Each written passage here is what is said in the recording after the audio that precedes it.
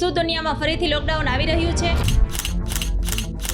પહેલા તો ક્રુઝમાં 3 લોકોના હંટા વાયરસથી મોત થયા. હવે આપણા ભારતના 2 લોકોને પણ તેનો ચેપ લાગ્યો. પણ ભાઈ, આ કોરોના જેવું નથી. સીન કંઈક એવો છે, અર્જેન્ટિનાથી સ્પેન જઈ રહેલા 3 લોકોએ જીવ ગુમાવ્યો. આ ન્યૂઝ સાંભળીને લોકોના મગજમાં પેનિક સેલ એક્ટિવ થઈ ગયા. પણ થોડું ડીપ ઉતરીએ તો ખબર પડશે આ બધું ફક્ત ફિયર મોંગરિંગ છે, એટલે કે બીક ફેલાવવાનો ધંધો. આ કોઈ નવો વાયરસ નથી. અર્જેન્ટિનામાં આ વાયરસ વર્ષોથી છે. 2011માં તો તેની એટલી ખરાબ હાલત થઈ હતી કે 11 લોકોએ પોતાના જીવ ગુમાવ્યા હતા. દર વર્ષે એપ્રોક્સ 50 જેટલા કેસો તો આવે જ છે. અત્યારે વાતાવરણ બદલાયું એટલે થોડા કેસો વધી ગયા. મેઇન ટ્વિસ્ટ એ છે કે જે લોકો મર્યા એ લાંબા સમયથી અર્જેન્ટિનામાં ફરતા હતા અને એમને જે ચેપ લાગ્યો એ નોર્મલ હંટા વાયરસ નથી. આ છે એન્ડેસ હંટા વાયરસ. નોર્મલ હંટા વાયરસ તો માણસથી માણસ ફેલાતો જ નથી, પણ એન્ડેસ હંટા વાયરસ ફેલાય છે. એ પણ ત્યારે કોઈ ઇન્ફેક્ટેડ વ્યક્તિ સાથે તમે લાંબો સમય પસાર કર્યો હોય. બાકી રસ્તા ઉપર ચાલતા હોય ને આ વાયરસ તમને વળગી જાય એવો ચાન્સ ઓલમોસ્ટ 0 છે. મુદ્દાની વાત એ છે કે WHO એ પણ ચોખ્ખું કહી દીધું આ બીજો કોરોના નથી. ભલે આ વાયરસનો ડેથ રેટ 40 થી 50% છે, પણ તમારા સુધી પહોંચવાનો ચાન્સ નહિવત છે.